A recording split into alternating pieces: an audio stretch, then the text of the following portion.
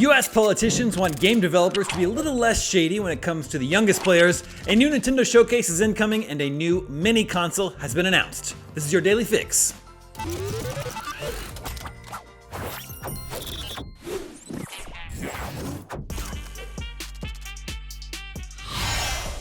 US politicians have written letters to a dozen game companies asking them to better protect young people from predatory game design. The letters, written by 3 members of Congress, implored executives to explain what changes they were making based upon new UK legislation that protects children online and, if any, what effect this would have on their products within the US.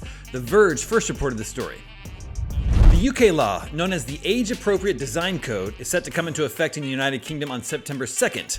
The rules are intended to keep children's data safe online and could also prohibit companies from using nudge tactics to keep children playing for longer than they might otherwise, and using loot boxes as a method for selling items to children in the UK. The law does not extend to children in the US, but executives from Microsoft, Blizzard, Sony of America, and Take-Two Interactive were among several US-based companies who received letters encouraging them to uphold similar values for children's safety. The letters sent to gaming executives read, in part, loot boxes encourage purchase before a child knows what the bundle contains, akin to gambling.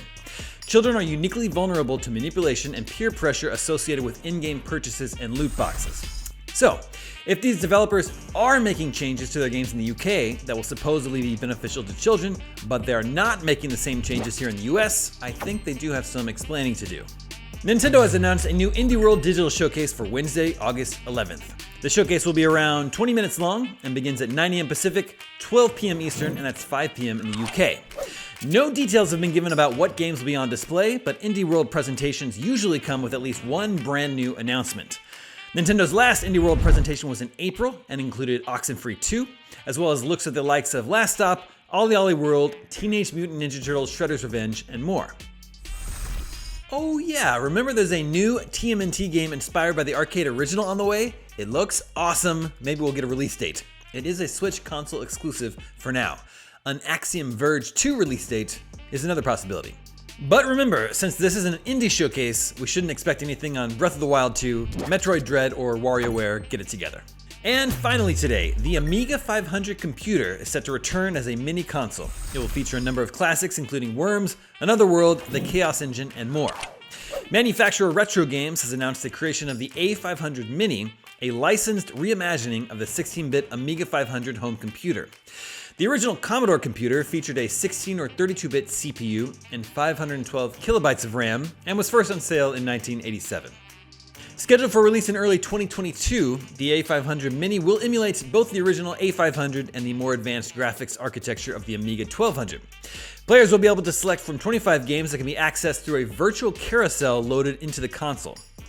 Retro Games has currently announced 12 of the 25 titles set to launch on the console next year, with the remainder of the roster to be announced at a later date. Highlights include Worms, Battle Chess, and Another World. Gamers here in North America know Another World as Out of This World, a very cool cinematic platformer that was also released on the Super Nintendo and Sega Genesis. The mini console will include USB functionality so that fans can load additional games. Players will also have access to a range of other features, including selectable 50Hz or 60Hz screen refresh rates, a CRT filter, and multiple scaling options. This will be the latest of a number of retro consoles that have been released in recent years, including the SNES Classic, PlayStation Classic, C64 Mini, and Sega Genesis Mini, along with a few others. Now, growing up, my gaming experience was entirely in the console realm, so I don't think I've ever even used an Amiga 500. I would be interested in checking out these games, but to be honest, I haven't gone for any of these mini consoles. They all seem more like novelties than anything I would spend a significant amount of time using. This one will set you back $140. I'm Damon Hatfield, and that's your Daily Fix for August 10th. I'm gonna get back to playing Picross Genesis Edition on my Switch, something I am spending a significant amount of time with. For all your gaming news, stay tuned to IGN.